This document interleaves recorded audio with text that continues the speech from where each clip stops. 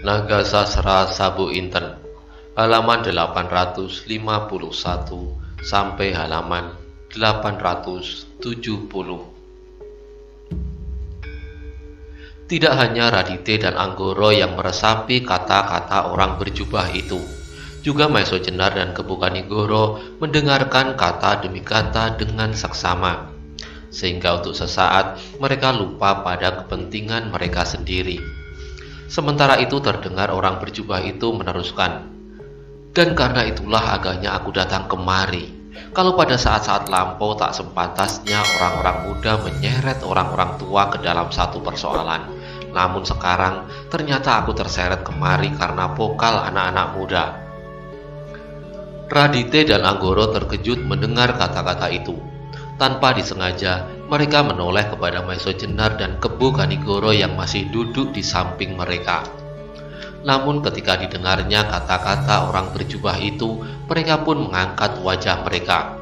Dan orang berjubah itu pun meneruskan, "Aku terpaksa datang kemari karena aku tidak mau melihat permainan yang berbahaya." Radite dan Anggoro menjadi semakin tercengang, sedangkan Maeso Jenar dan Kebukanigoro terpaksa menundukkan wajah. Dalam pada itu, terdengar kelanjutan kata-kata orang berjubah itu. "Nah Radite, katakanlah kepadaku sekarang, apakah kau menyimpan Kiai Nogososro dan Kiai Sabu Inten?" Bukan main terkejutnya, tidak hanya Radite dan Anggoro, tetapi juga Maeso Jenar dan Kebukanigoro. Dengan tergagap terdengar Radite menjawab, "Guru, aku sama sekali tidak menyimpan kedua pusaka itu.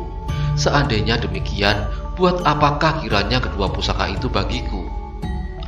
Orang berjubah itu menoleh kepada Maeso Jenar dan bertanya kepadanya, "Aku dengar kau berkeras menuduh bahwa kedua pusaka itu berada di tempat ini." Maeso Jenar sama sekali tidak menduga bahwa ia akan mendapatkan pertanyaan itu.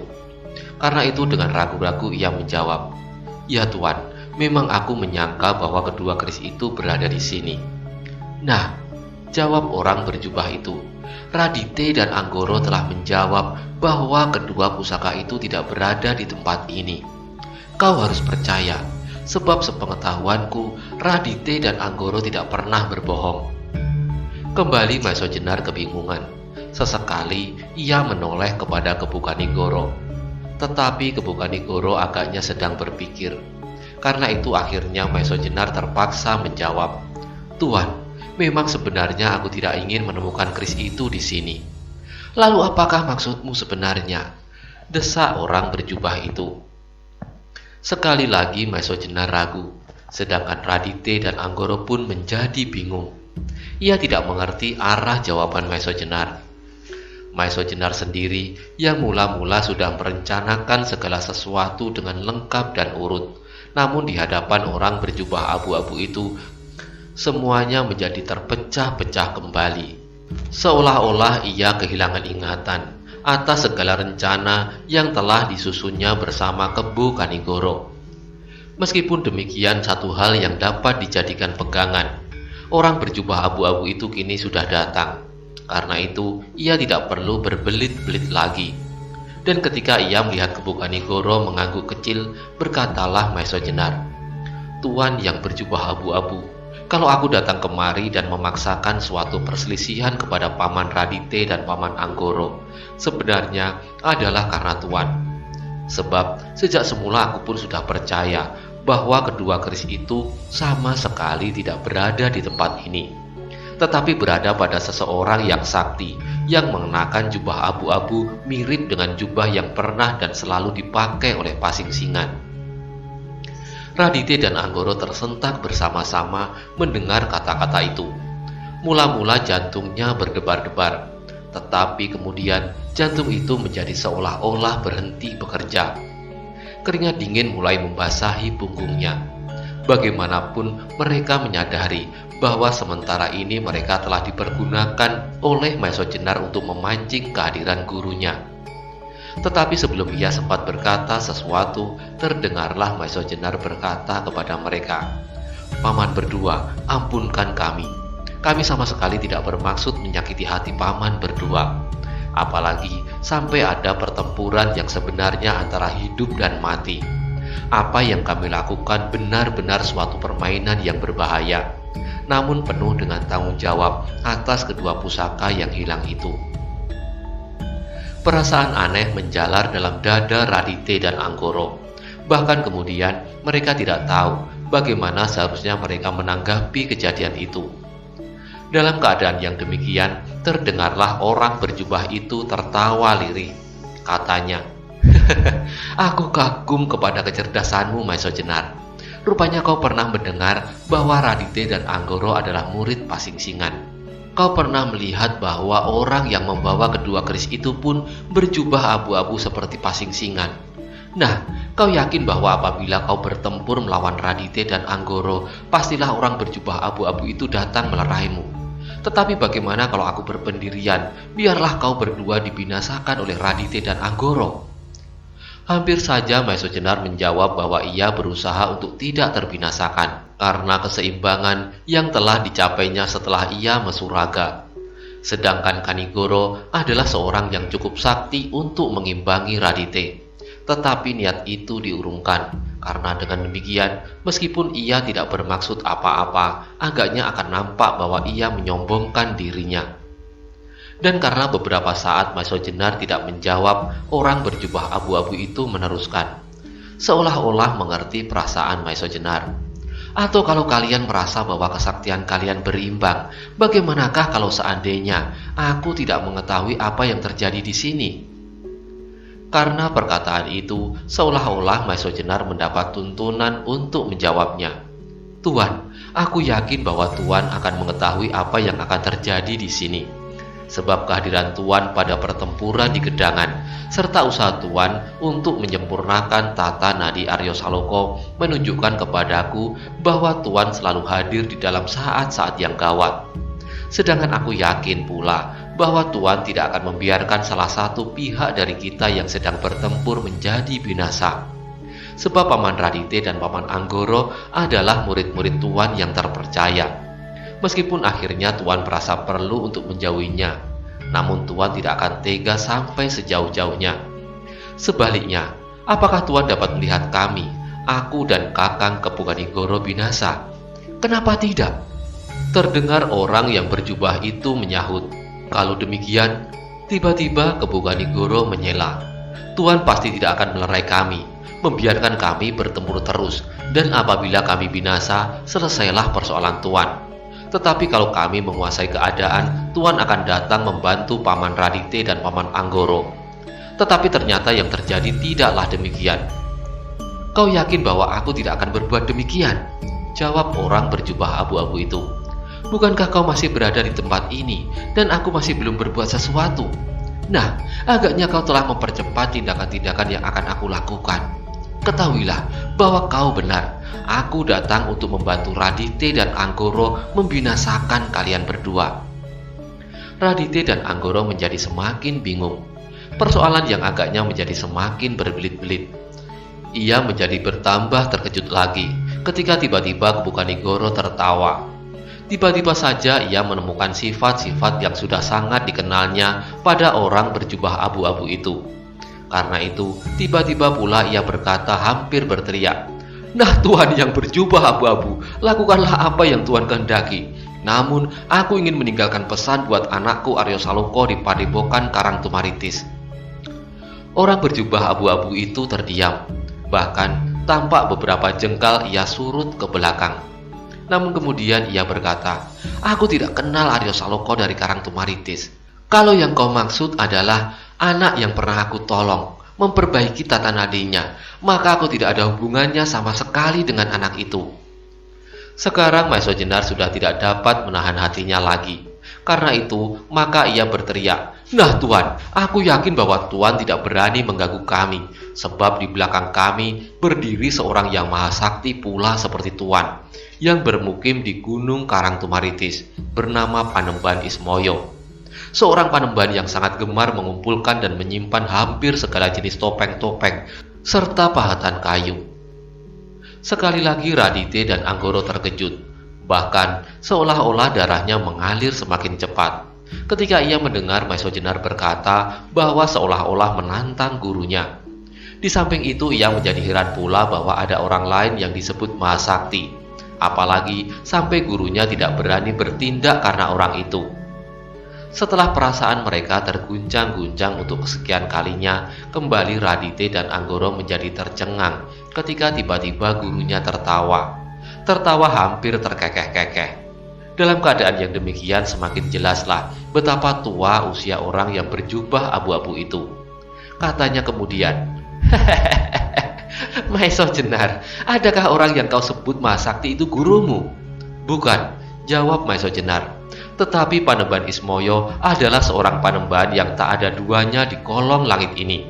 Aku sangat tertarik pada topeng-topengnya yang beraneka ragam. Ada yang kasar dan jelek, namun penuh menyimpan watak yang sejuk damai. Tetapi ada pula yang tampak cerdik, namun jauh dari sifat-sifat kesombongan. Dan salah satu yang sangat menarik bagiku adalah yang Tuan pakai sekarang ini." Orang berjubah abu-abu itu terdengar menggeram, namun sama sekali tidak menakutkan. Bahkan kemudian katanya kepada Radit dan Anggoro, "Anak-anakku, agaknya kalian menjadi pening mendengar kata-kata Maison Jenar dan Kebu Kanigoro. Tetapi biarkanlah mereka berkicau sesukanya." Raditya dan Anggoro mengangguk-anggukkan kepalanya, namun mereka sebenarnya ingin penjelasan. Di samping itu tiba-tiba mereka mendengar nama Kebu Kanigoro disebut-sebut, baik oleh Maison Jenar maupun oleh gurunya. Karena itu terdengarlah Raditya berkata, "Benar Bapak, aku benar-benar menjadi pening, namun sudilah kiranya Bapak memberi penjelasan." Orang berjubah abu-abu itu tertawa, katanya, "Raditya, sebaiknya kau persilakan masuk ke dalam pondokmu dahulu bersama kedua tamu-tamumu yang aneh ini." Raditya kemudian merasa diingatkan atas kewajibannya sebagai tuan rumah. Karena itu, dipersilakannya gurunya beserta kedua tamu yang membingungkan itu masuk ke dalam rumahnya.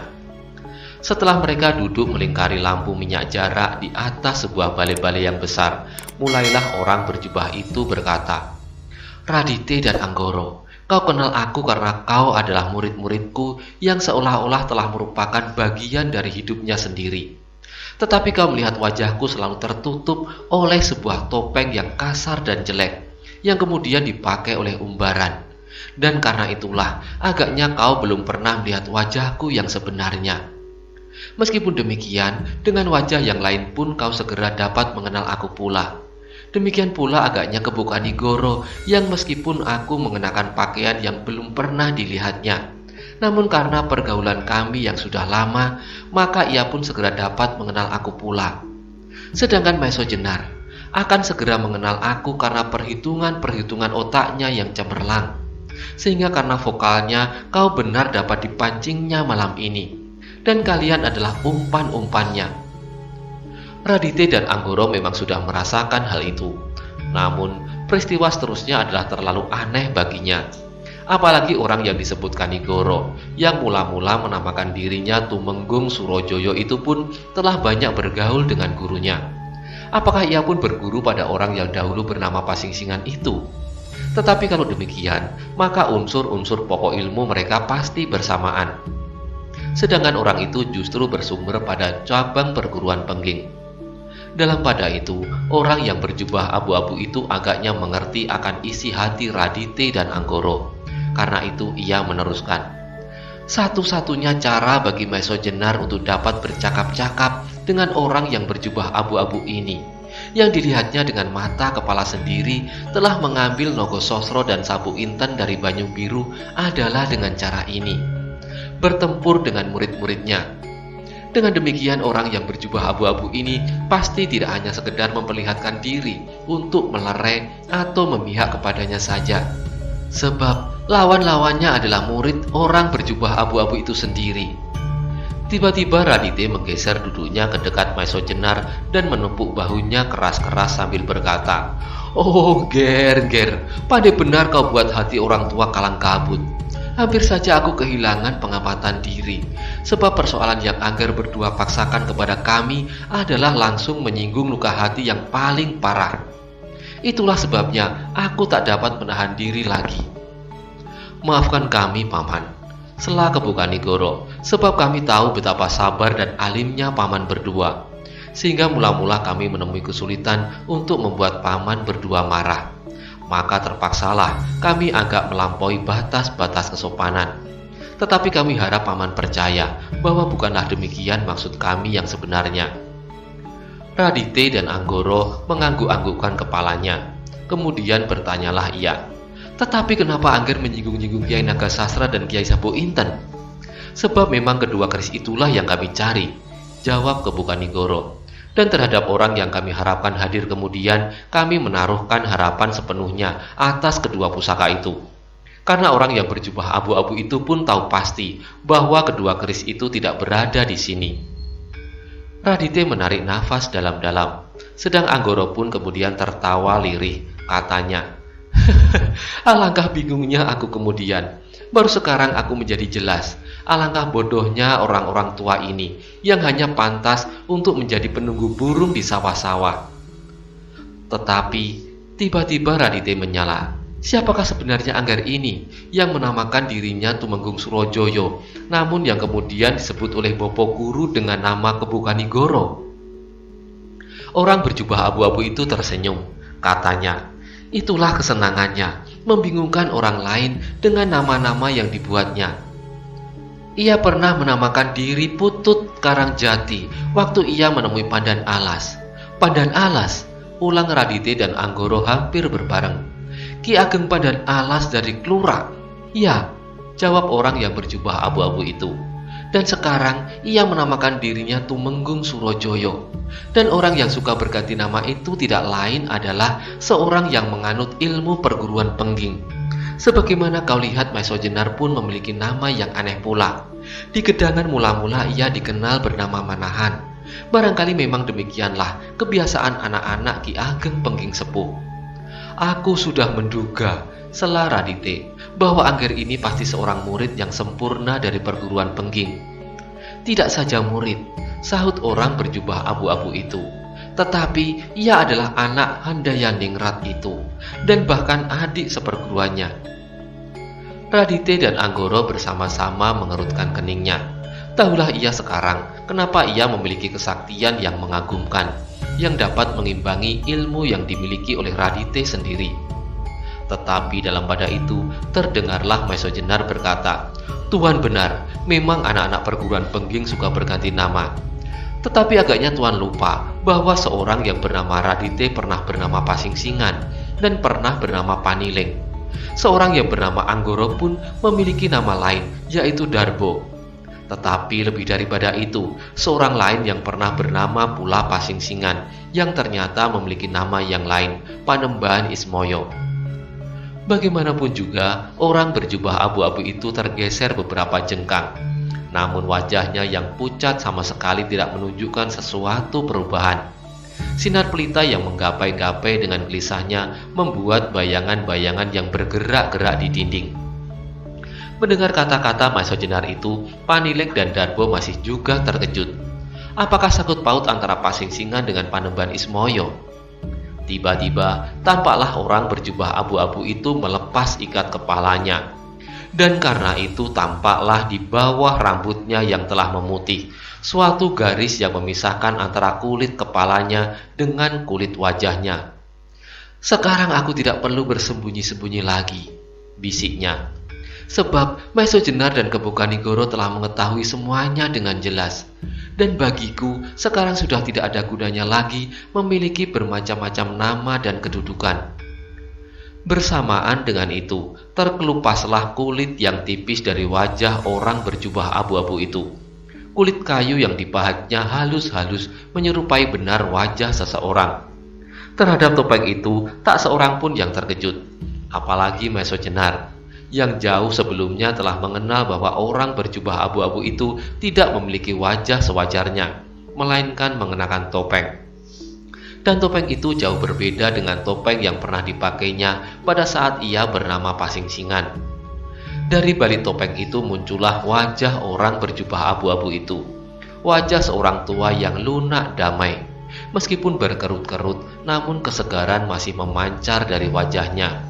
Wajah yang sudah dikenal oleh Maiso Jenar dan Kebu Kanigoro. Memang orang itulah Panembahan Ismoyo. Radite dan Anggoro tiba-tiba merasa terharu.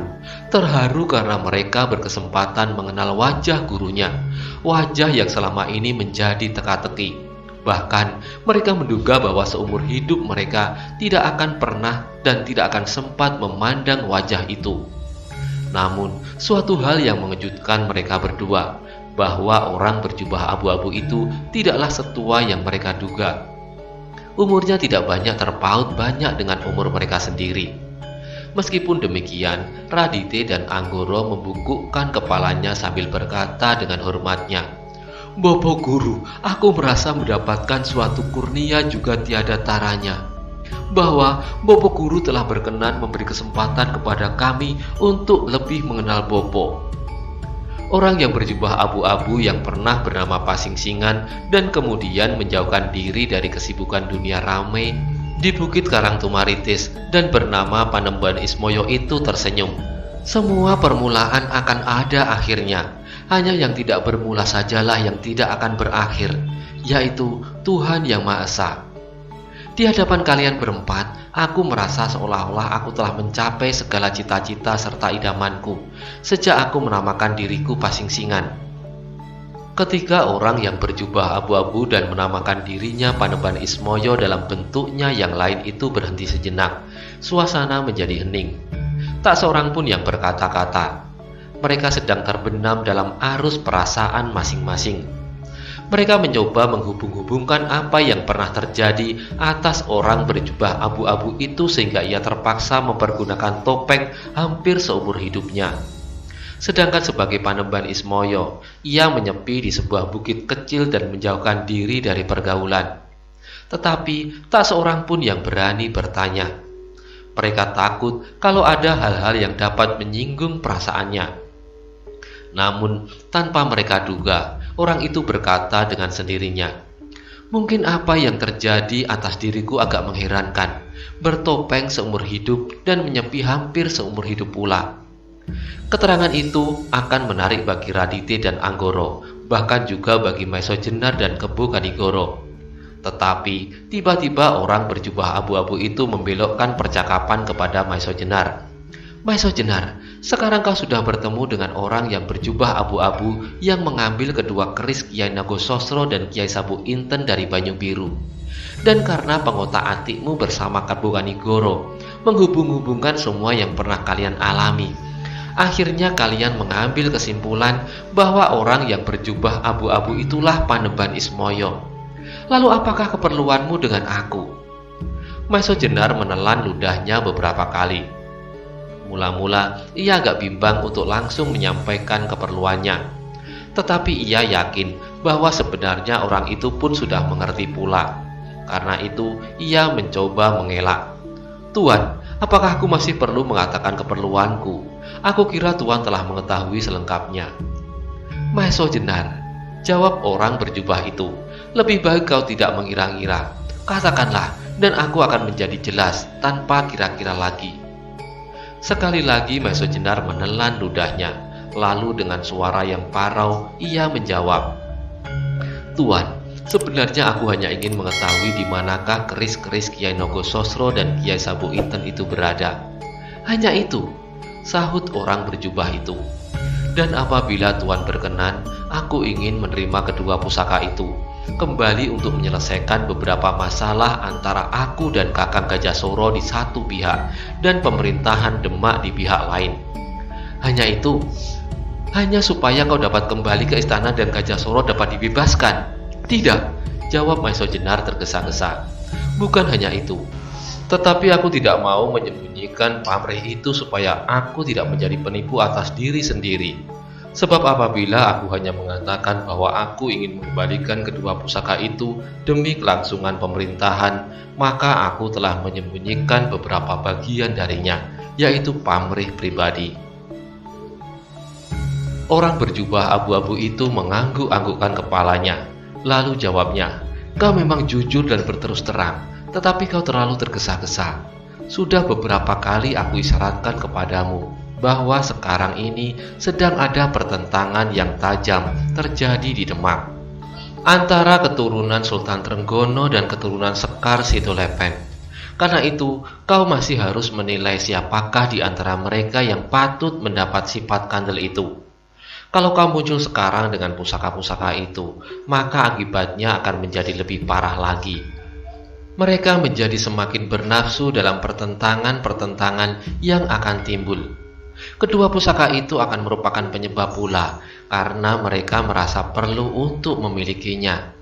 Dengan demikian, kau membantu menimbulkan persoalan-persoalan baru yang akan menambah ketegangan. Bahkan akan dapat menimbulkan pertumpahan darah di antara para perwira, bintara, dan tamtama. Kalau demikian yang terjadi, maka tinggal menunggu besok atau lusa. Demak pasti akan binasa. Sebab yang akan berhadapan sebagai lawan dalam pertentangan itu adalah kekuatan-kekuatan Demak sendiri, baik yang berpihak kepada keturunan Sekar Situlepen maupun yang berpihak kepada Sultan Trenggono. Setiap jiwa yang melayang karenanya adalah kerugian yang harus ditanggung oleh Demak sendiri. Karena itu janganlah suasana menjadi bertambah tegang. Mudah-mudahan mereka dapat memecahkan persoalan itu dengan baik, dengan musyawarah di antara kekuatan-kekuatan Saka Guru Demak sendiri. Mendengar keterangan itu, Maeso Jenar menundukkan kepala dalam-dalam. Demikian pula Kebu Kanigoro.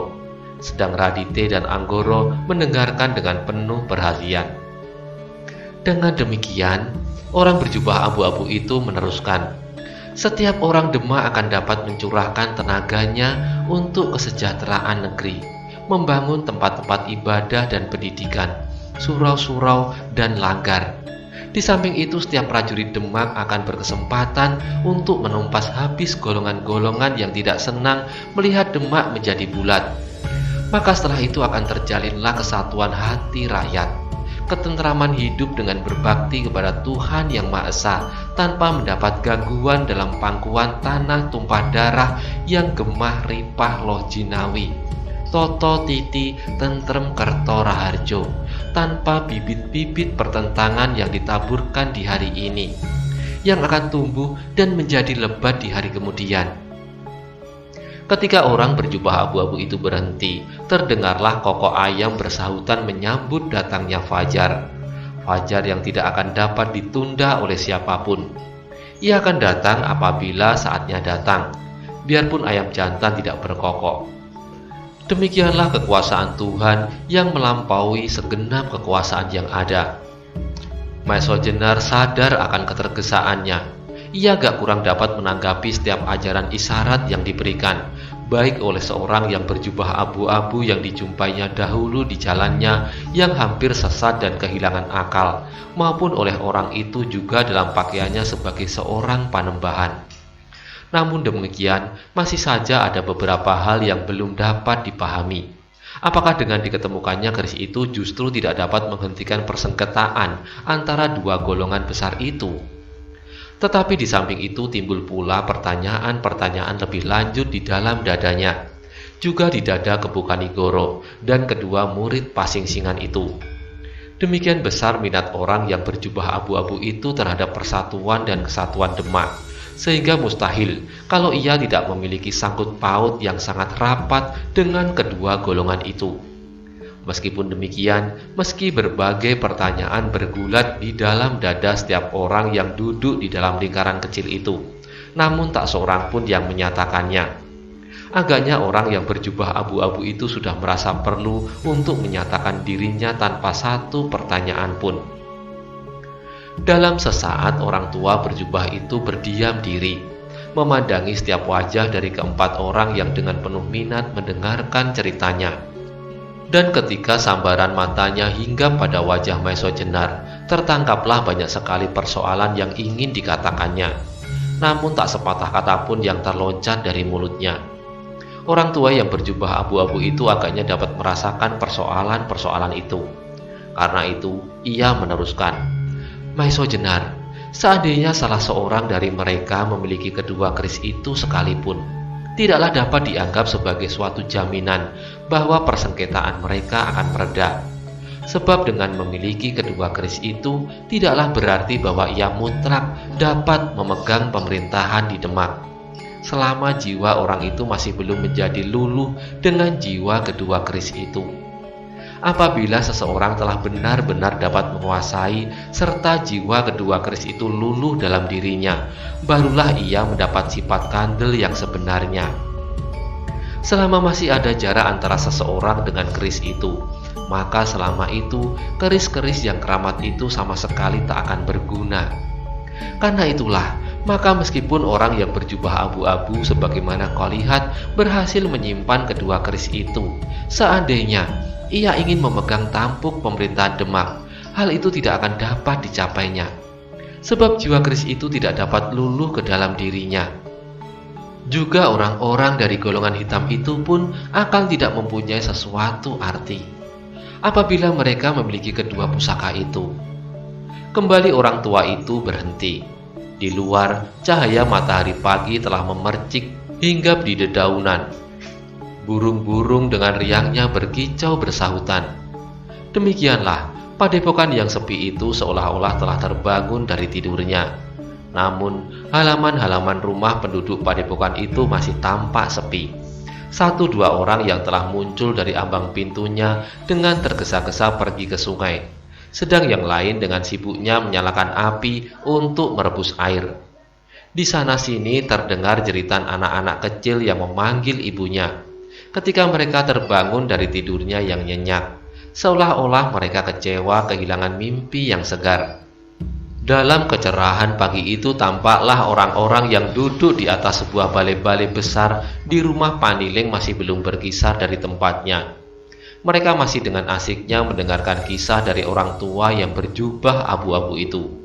Sementara itu, tiba-tiba orang yang berjubah abu-abu itu berkata, "Radite, biarlah aku melepaskan jubah abu-abuku, supaya orang-orang yang lewat di muka rumahmu ini tidak menjadi keheran-heranan melihat pakaianku yang tidak biasa di pedukuhanmu ini."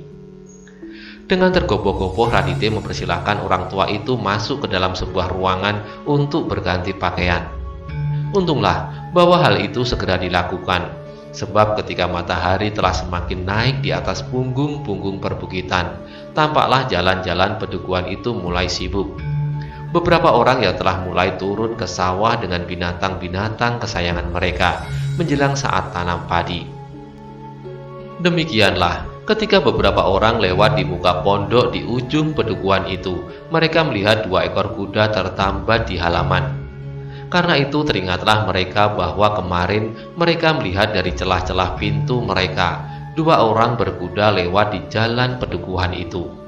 Karena itu sesuai dengan watak-watak mereka yang sederhana dan penuh rasa kekeluargaan, mereka pun merasa berkepentingan pula dengan penunggang-penunggang kuda itu.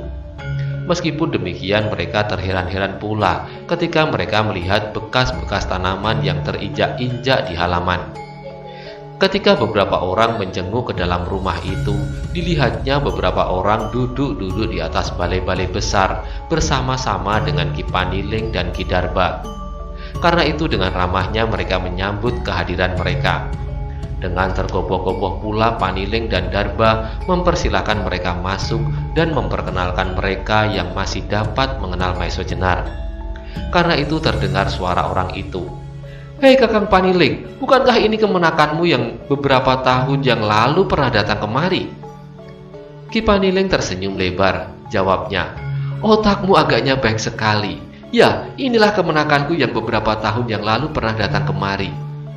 Kemudian sambil tertawa-tawa bangga atas pujian itu, orang itu bertanya seterusnya, "Dan siapakah yang 2 lagi?" "Ia juga kemenakanku," sahut Paniling. "Dan yang 1 lagi?" Tiba-tiba ia menjadi ragu-ragu. Bagaimana ia mesti menyebut gurunya? Untunglah bahwa gurunya segera menyahut, "Aku adalah kakaknya, ayah anak-anak ini." "Oh," terdengar beberapa orang bergumam. Lalu berkata salah seorang di antaranya, "Selamatlah Kakang berkunjung di pedukuhan ini. Mudah-mudahan Kakang kerasan pula dan sudi singgah ke rumah tetangga-tetangga di sebelah." Pasti, jawab guru Radite itu. Aku akan tinggal beberapa hari di sini, dan aku akan singgah ke rumah kalian apabila waktuku memungkinkan." Demikianlah terjadi percakapan yang akrab dan semana di antara mereka. Percakapan yang sama sekali tidak dibumbui oleh maksud-maksud lain daripada apa yang mereka percakapkan. Penduduk pedukuhan itu sama sekali tidak mengenal cara-cara yang dilapisi oleh sifat berpura-pura. Dada mereka tak ubahnya seperti sebuah kitab lontar yang terbuka. Setiap orang yang berkepentingan akan langsung dapat membacanya kata demi kata. Demikianlah huruf itu membentuk kata-kata serta kalimat-kalimat.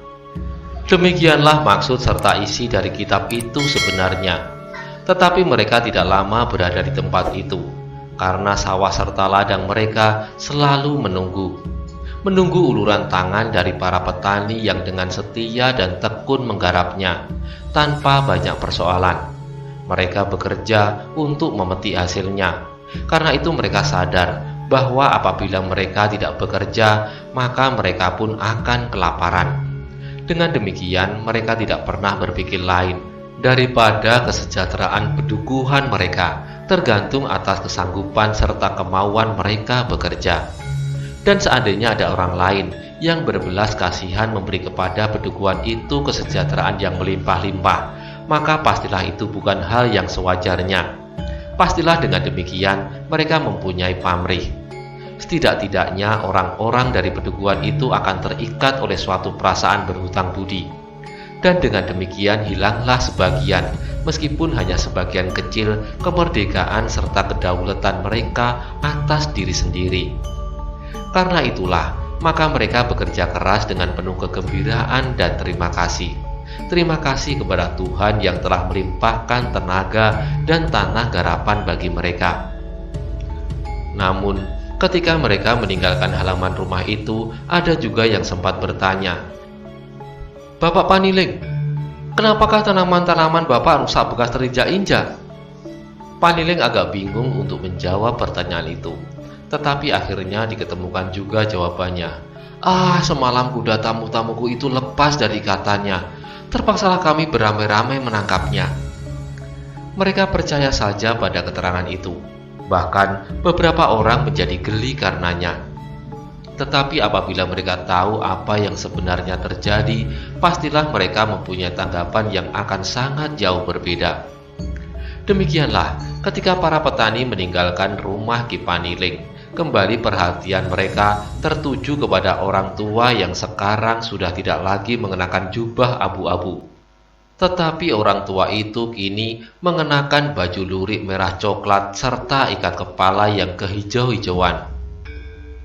Maiso Jenar dan Kebu Kanigoro telah mengenal wajah orang itu dengan baiknya sebagai seorang panembahan. Tetapi kali ini dalam pakaian yang lain, tidak seperti yang biasa dipakainya, yaitu jubah putih.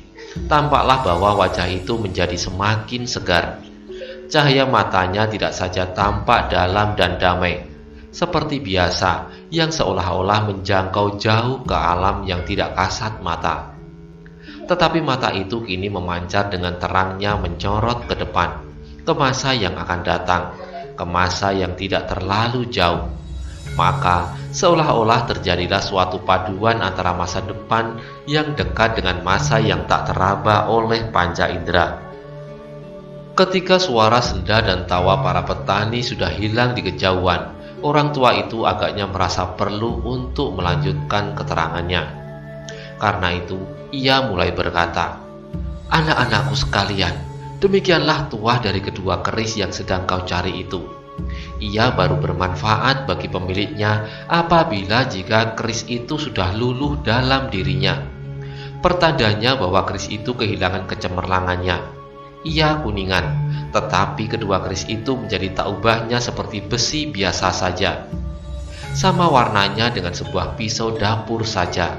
Sedang apabila jiwa kedua keris itu luluh pada diri seseorang, maka orang itu akan memiliki sifat-sifat khusus yang meresap ke dalam dirinya. Kiai Nagasasra mempunyai watak disuyuti oleh kawula, dicintai dan disegani oleh rakyat.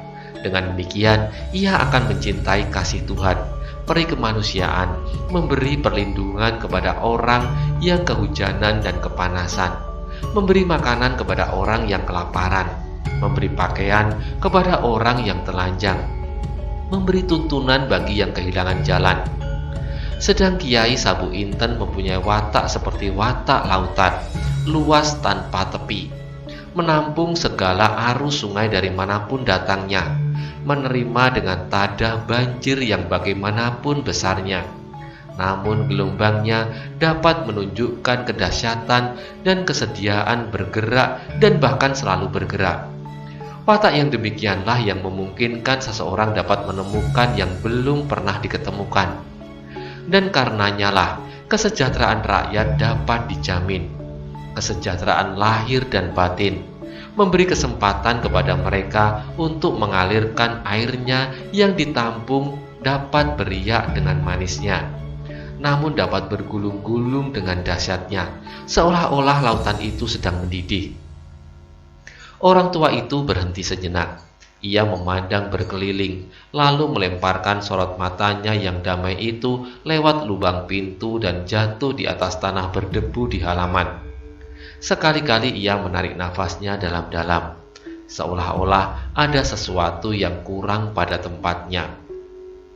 Kemudian terdengarlah ia melanjutkan, "Sayang, bahwa kedua keris itu masih harus dilengkapi dengan yang satu lagi, Kiai Sengkelat."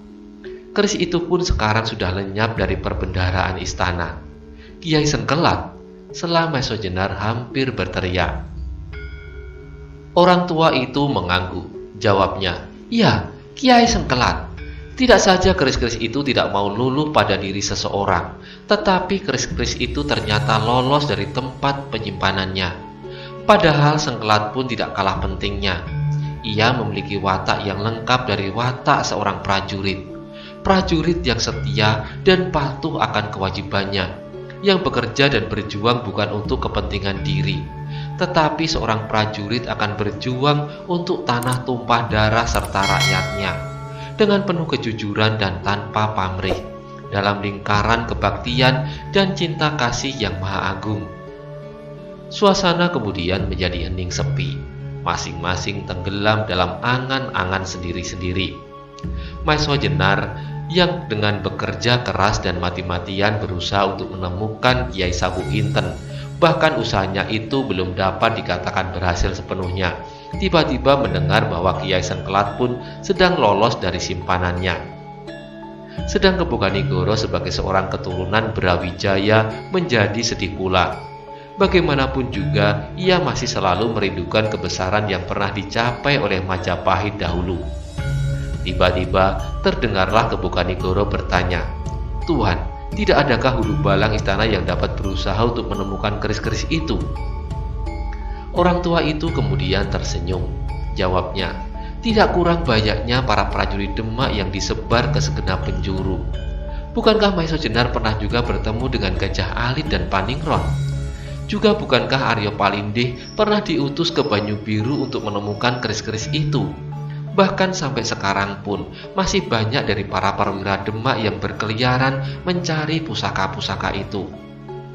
Kebukanigoro mengangguk-anggukkan kepalanya. Namun jelas terbayang di dalam kepalanya bahwa para prajurit Demak itu akan menjadi selalu kecewa, karena mereka tidak akan dapat menemukan Kiai Nagasasra dan Kiai Sabu Inten. Agaknya Kiai Sengkelat pun masih terlalu sulit untuk diketahui tempatnya. Sebenarnya tidaklah terlalu banyak orang yang mengetahui hilangnya pusaka-pusaka itu, sebab memang hal itu dirahasiakan. Yang boleh mengetahui hanyalah orang-orang terbatas saja. Tetapi ada di antara mereka yang bertugas, terutama dari pejabat-pejabat rahasia Demak sendiri, mempunyai pamrih atas pusaka-pusaka itu. Sebab mereka mempunyai pengertian yang salah, seolah-olah siapa saja yang memiliki pusaka itu dengan sendirinya akan dapat menduduki tahta. Orang tua itu kembali membetulkan letak duduknya dan sekali-kali menarik nafas dalam-dalam. Kemudian ia meneruskan, "Padahal segala sesuatu sangat tergantung kepada orang itu sendiri, dan tergantung padanya pula lah pusaka-pusaka keraton itu dapat luluh atau tidak ke dalam dirinya. Itulah yang biasa disebut orang wahyu. Dan wahyu itu bukanlah semacam permainan dadu dengan mempertaruhkan keberuntungan. Tetapi untuk dapat menerima wahyu, maka seseorang harus mempersiapkan dirinya sebagai wadah dari watak dan sifat-sifat wahyu itu. Karena itulah, maka untuk menerima wahyu seseorang harus bekerja keras, mesuraga, dengan penuh keprihatinan. Segala sesuatunya menjadi jelas bagi Maisojenar, Kebu Kanigoro, dan kedua murid Pasingsingan itu. Tetapi justru karena itu, Maisojenar tidak lagi menjadi gelisah atas pusaka-pusaka keraton yang hilang itu. Sebab meskipun ia berada di tangan seseorang yang mempunyai pamrih sekalipun, tidaklah ia akan selalu berhasil setelah memiliki kedua pusaka itu. Meskipun demikian, untuk meyakinkan diri sendiri, bertanyalah Maisojenar, "Tuan, aku sudah dapat memahami semua keterangan itu. Namun meskipun demikian, untuk menenteramkan perasaanku sendiri, aku ingin mendapat penjelasan yang pasti. Apakah kedua keris Kiai Nagasasra dan Kiai Sabu Inten itu ada pada Tuan?" Sekali lagi, orang itu tersenyum. Sambil mengangguk ia menjawab, "Benar Maisojenar, kedua keris itu ada padaku. Jangan takut, bagiku kau adalah lantaran yang sebaik-baiknya untuk menyerahkan kembali kedua pusaka itu ke Demak kelak apabila kita sudah mendapat gambaran siapakah yang paling sesuai untuk menjadi wadah dari wahyu itu. Meskipun demikian, segala sesuatu masih tergantung atas kebenaran yang tertinggi. Adakah Tuhan memperkenankan atau tidak? Sebab Tuhanlah Maha Penentu dari segala kejadian. Yang tiba-tiba menjadi persoalan di dalam otak Maisojenar dan Kebu Kanigoro kemudian adalah Ki Ageng Gajasuro. Ia akan dapat dibebaskan apabila kedua keris itu sudah dapat diketemukan. Sebab dengan demikian akan dapat dibuktikan apakah ia bersalah atau tidak. Sedang menurut orang tua itu, penyerahan kembali keris-keris itu masih memerlukan waktu. Lalu bagaimanakah yang akan terjadi dengan Gajasuro itu? Karena persoalan itu bertubi-tubi menghantam dinding kepalanya, akhirnya Maisojenar memberanikan diri bertanya, "Tuan, masih ada sesuatu yang sangat mengganggu perasaanku, yaitu masalah Kakang Gajasuro. Dengan demikian, maka ia tidak akan segera mendapatkan penyelesaian." Orang tua itu yang pernah mengenakan gelar Pasingsingan itu mengerutkan keningnya. Persoalan itu bagi Banyu Biru bukan persoalan yang kecil. Sebab persoalan itu bagi Banyu Biru akan menentukan garis sejarah masa depan Banyu Biru, meskipun tidak seluruhnya. Untunglah Gajasuro meninggalkan seorang anak laki-laki yang dapat dibanggakan, Aryo Saloka. Karena itu ia berkata, "Maisojenar, sebaiknya kalian tidak usah menunggu Gajasuro. Bawalah Aryo Saloka ke dalam tugas sucinya. Aku kira ia cukup mampu untuk melakukan, meskipun kau harus selalu berada di sampingnya. Sedangkan Ki Ageng Gajasuro, serahkan saja kepadaku." Sekali lagi suatu pertanyaan membersih di dalam hati Maisojenar, bahkan juga di dalam hati Kebu Kanigoro dan kedua murid Pasingsingan itu. Mereka mendapatkan suatu firasat yang mengatakan bahwa orang tua itu bagaimanapun pasti mempunyai hubungan sambut rapat dengan Sultan Trenggono atau pemerintah Demak. Akhirnya Kebu Kanigoro tidak dapat lagi menahan keinginannya untuk mengetahui keadaan orang tua itu lebih banyak lagi. Sehingga kemudian ia berkata, "Tuan, telah bertahun-tahun aku tinggal di Bukit Karang Tumaritis bersama-sama dengan Tuan dalam kedudukan Tuan sebagai seorang panembahan bergelar Panembahan Ismoyo. Namun kemudian ternyata aku sama sekali masih belum mengenal Tuan. Sebab ternyata aku masih belum mengetahui apa yang Tuan lakukan apabila Tuan sampai berbulan-bulan meninggalkan padepokan kami. Juga ternyata karena keterangan-keterangan Tuan, aku malahan menjadi semakin banyak menyimpan pertanyaan-pertanyaan tentang Tuan. Karena itu, seandainya Tuan tidak keberatan sejalan dengan pernyataan Tuan untuk tidak berrahasia lagi, khususnya terhadap kami, apakah Tuan tidak keberatan apabila Tuan menyatakan kepada kami siapakah Tuan serta dari manakah Tuan sebenarnya?" Orang tua itu menarik nafas dalam-dalam. Sambil mengangguk-anggukkan kepalanya, berkatalah ia dengan suara yang dalam dan perlahan, "Kebu Kanigoro dan kalian yang lain, Apakah perlunya aku menyatakan diri serta asal-usulku? Sebab apa yang sudah terjadi itu tidak akan banyak pengaruhnya bagi masa yang akan datang. Karena Maso Jenar pun ingin sekali mendengar keterangan itu, ia pun mendesaknya, bahwa masa lampau selalu penting bagi masa kini maupun masa depan. Apa yang terjadi sekarang karena telah terjadi sesuatu pada masa lampau. Karena itu kami tidak akan dapat meninggalkan angkatan dari masa lampau. Alangkah kerdilnya jiwa kami apabila kami memperkecil arti angkatan-angkatan sebelum kami. Meskipun bukan berarti bahwa kami akan selalu menggantungkan diri padanya, namun pengalaman-pengalaman adalah mahaguru yang sangat baik. Hasil-hasil yang pernah dicapai serta cara-cara untuk mencapainya. Juga kesalahan-kesalahan yang pernah dilakukan adalah suatu cermin untuk mengenal cacat wajah sendiri. Kembali orang itu mengangguk-angguk. Matanya yang sejuk itu sekali lagi terlempar ke atas tanah berdebu di halaman. Matahari kini telah semakin tinggi menggantung di langit yang biru bersih. Daun-daun yang hijau segar tampak berkilat-kilat memantulkan cahayanya yang cerah. Orang tua yang menamakan diri Panembahan Ismoyo itu masih berdiam diri. Tampaknya ia agak ragu-ragu. Namun akhirnya diceritakanlah kepada Maeso Jenar, Kebu Kanigoro, dan kedua muridnya itu tentang dirinya. Anak-anakku sekalian, baiklah, aku menuruti permintaanmu. Tetapi jangan kau ceritakan kepada orang lain dari apa yang akan kau dengar.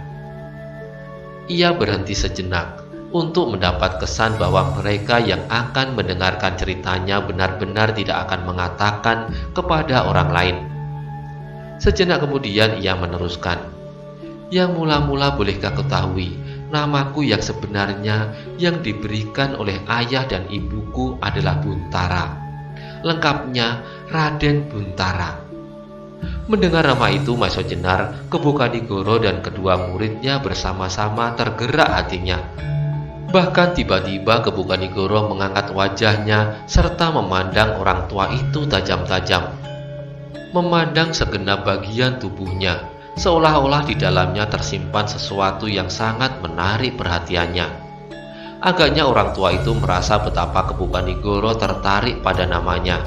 Karena itu ia bertanya, "Adakah sesuatu yang menarik dari nama itu, Kanigoro?" Kanigoro menerutkan keningnya. Otaknya bekerja keras untuk mengingat-ingat nama-nama yang pernah didengarnya. Akhirnya seperti orang terperanjat ia menjawab, "Ya, nama itu sangat menarik bagiku." Orang tua itu tersenyum lalu katanya, "Apakah yang menarik?" Kanigoro kembali menarik alisnya. Ketika kemudian ia teringat sesuatu, hampir berteriak ia berkata, "Raden Buntara! Bukankah Raden Buntara itu adik Sultan Brawijaya Pamungkas dari seorang garwa ampean?" Sekali lagi orang tua itu tersenyum. Katanya, "Kau pernah mendengar nama itu?" "Ya," jawab Kanigoro. "Aku pasti pernah mendengarnya. Ayahku pernah menyebut-nyebut nama itu." "Tentu," sahut orang tua itu. "Ayahmu pasti pernah menyebut-nyebut namaku. Aku adalah pamannya yang paling dekat dengan ayahmu itu." "Kalau demikian, Tuanlah Eyang Buntara yang pernah aku dengar namanya," kata Kanigoro sambil membungkuk hormat. "Hormat sekali." Raden Buntara mengangguk-angguk. Namun kemudian ia berkata, "Kanigoro, kau benar. Aku adalah orang yang kau maksud itu. Tetapi jangan panggil aku Eyang Buntara. Panggillah aku Panembahan Ismoyo." Sekali lagi Kebu Kanigoro membungkukkan kepala dengan takzimnya. Bahkan kemudian Maeso Jenar, Radite, dan Anggoro pun membungkuk hormat. Hormat kepada seorang yang mereka segani. Tetapi lebih dari itu, orang tua itu ternyata adalah adik Baginda Brawijaya Pamungkas. Untuk sesaat suasana ditelan oleh kesepian. Berbagai perasaan muncul di dalam kepala masing-masing, sehingga kemudian kesunyian itu dipecahkan oleh suara Panembahan Ismoyo. "Tetapi kemudian aku terlibat dalam berbagai persoalan, sehingga aku merasa perlu untuk mengasingkan diriku dari dunia rame." Sekali lagi orang tua itu berhenti untuk menarik nafas dan membetulkan duduknya. Kemudian disambungnya lagi, Ketika itu terjadi perbedaan paham yang bersumber pada perbedaan kepercayaan. Pada waktu itu aku sudah mencoba untuk meyakinkan bahwa kepercayaan bukanlah sumber yang tak dapat dibendung. Namun agaknya Sultan merasa bahwa ia lebih baik mengundurkan diri dari tahta serta meninggalkan istana. Tetapi Raden Patah pun sama sekali tidak mau memperkosa kekuasaan Majapahit.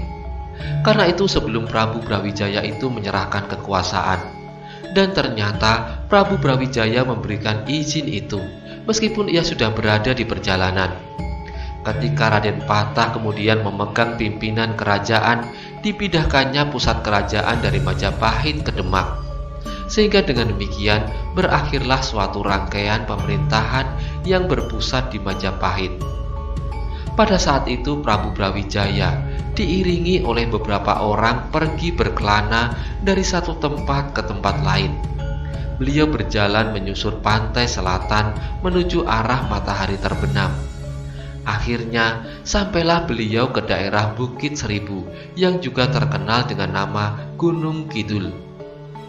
Setelah berhenti sejenak, orang tua itu meneruskan, "Meskipun aku adalah adik Brawijaya, namun umurku agak terpaut banyak daripadanya. Bahkan dengan Raden Patah pun agaknya aku tidak lebih tua. Karena itu, pada suatu saat Raden Patah memerintahkan kepadaku bahwa ia mengharap dapat menerima kunjungan Ayahanda Baginda. Bahkan mengharapkan Prabu Brawijaya menghentikan perantauannya dan menetap di suatu tempat yang dikehendakinya. Dengan susah payah aku menyusur bekas perjalanan Baginda, bertanya dari suatu tempat ke tempat lain.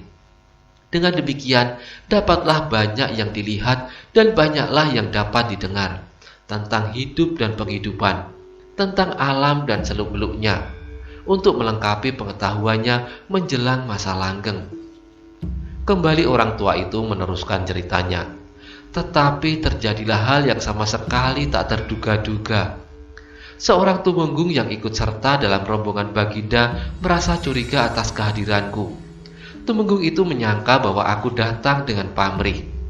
Kalau aku dianggap lawan yang harus dibunuh, maka aku tidak akan sakit hati. Tetapi yang tidak dapat aku terima adalah sangkaan yang bukan-bukan atas diriku dalam persoalan-persoalan yang memalukan.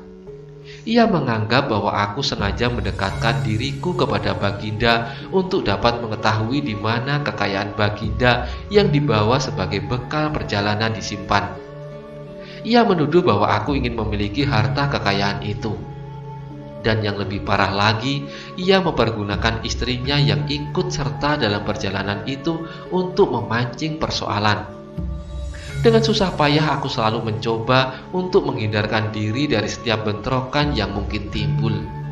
Namun ketika akhirnya aku ketahui bahwa sebenarnya ialah yang bermaksud jahat atas Baginda dan harta bendanya, aku tidak dapat membiarkannya. Pandeman Ismoyo berhenti sejenak. Pandangannya yang jauh menatap cahaya matahari yang menari-nari di daun-daun dan ranting-ranting pepohonan di luar, seolah-olah mencari lembah peristiwa-peristiwa masa lalu pada bayang-bayang yang selalu bergerak di batang-batang kayu. Setelah menarik nafas panjang, ia kembali meneruskan, "Kemudian akulah yang sengaja membuat persoalan, atau tegasnya aku sengaja menanggapi persoalan-persoalan yang dibuatnya. Agaknya darah mudaku pada saat itu sangat mempengaruhi jalan pikiranku, sehingga karena itu aku telah membuat suatu kesalahan. Seperti yang sekali dua kali pernah dilakukan, istri Tumenggung itu sengaja datang ke pondokku di belakang rumah yang dipergunakan sebagai pesanggerahan sederhana. Pada saat-saat sebelumnya, apabila perempuan itu datang, aku selalu pergi menghindar jauh-jauh, sebab aku sudah dapat mengetahui maksud kedatangannya. Tetapi kali ini aku sengaja menemuinya. Aku ingin mendengar apa yang akan dikatakannya kepadaku, meskipun aku sudah dapat menduganya lebih dahulu."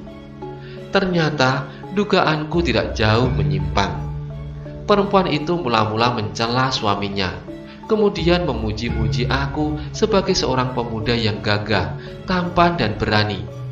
Kemudian dengan solah yang dibuat-buat, ia mulai mengatakan tentang ketidakpuasannya terhadap suaminya. Dan yang terakhir, yang tidak aku duga-duga bahwa sedemikian jauh pertentangan yang ingin dibuatnya adalah perempuan itu minta tolong kepadaku supaya aku membunuh suaminya. Tentu saja dengan pura-pura mengharap supaya aku akan menggantikan suami itu. Sayang, jawabku kepada perempuan itu berterus terang. Aku sudah tahu permainan yang harus kau lakukan. Bukankah demikian setiap orang akan menuduh aku merebut istri orang? Suamimu mengharap aku akan menyerangnya, siang atau malam, apabila laki-laki itu tampaknya sedang lengah. Namun sebenarnya ia telah siap membunuhku, sebab kau sudah memberitahukan kepadanya. Kalau laki-laki itu sudah berhasil melawan aku dalam suatu perkelahian, maka setiap orang akan meludah di hadapanku, hidup atau mati. Nah, kalau demikian, katakanlah kepadanya, kalau ia mengendaki suatu perkelahian, suruhlah ia menantang aku sebagai seorang laki-laki. Ada atau tidak ada persoalan. Wajah perempuan itu menjadi merah, tetapi agaknya ia memang perempuan yang cerdik. Aku mengharap ia akan marah dan berlari menyampaikan kata-kataku kepada suaminya. Tetapi ia tidak pernah berbuat demikian. Wajahnya yang merah itu sesaat kemudian telah cerah kembali. Sambil tersenyum-senyum ia mendekati aku. Katanya, "Kau laki-laki jujur. Sayang kau masih terlalu muda untuk menanggapi persoalan. Agaknya Raden belum mengenal aku sungguh-sungguh." Mula-mula aku menjadi gemetar ketika tiba-tiba perempuan itu meraba tubuhku. Bahkan kemudian aku menjadi muak. Dan karena itulah aku berbuat kesalahan. Sebenarnya lebih baik sekali aku berlari jauh-jauh meninggalkan tempat itu. Tetapi aku tidak berbuat demikian. Ketika aku tidak dapat menahan rasa muak yang bergolak di dalam dadaku, perempuan itu aku dorong keras-keras dan jatuh terbanting di lantai. Karena itulah, maka tiba-tiba terdengar ia berteriak-teriak. Mula-mula aku menyangka bahwa ia berteriak karena kesakitan. Tetapi dugaanku itu ternyata keliru. Perempuan itu sama sekali tidak berteriak karena kesakitan. Ternyata beberapa saat kemudian terdengarlah langkah beberapa orang berlari-lari. Beberapa di antaranya langsung masuk ke dalam pondok. Hampir pecah kepalaku pada saat itu ketika aku mendengar perempuan itu berteriak, "Lelaki gila!" Aku diseretnya kemari dengan kasarnya. Semua mata terarah kepadaku. Di antaranya adalah sepasang mata laki-laki tamak, suami dari perempuan gila itu. Sambil menggeram mengerikan, ia bertanya kepada istrinya dengan suara mengguntur, "Hai perempuan rendah, apa kerjamu di sini?" Dengan suara tergagap perempuan itu menjawab, Aku tidak sengaja datang kemari. Aku berjalan di halaman untuk memetik sirih, tetapi tiba-tiba aku diseret oleh lelaki itu dengan laku seekor binatang kelaparan." Kembali laki-laki itu menggeram. Kemudian dengan pandang mata yang mengerikan pula, ia bertanya kepadaku, "Kau hinakan nama istriku, Raden. Sayang bahwa suaminya adalah seorang laki-laki yang mempunyai harga diri. Kalau kau inginkan dia, marilah kita selesaikan dengan cara seorang laki-laki." Aku menjadi ragu. Untuk menjelaskan persoalan yang sebenarnya agaknya sama sekali tidak ada gunanya. Karena itu, aku mengambil keputusan untuk menerima tantangannya. Bersambung ke halaman 871.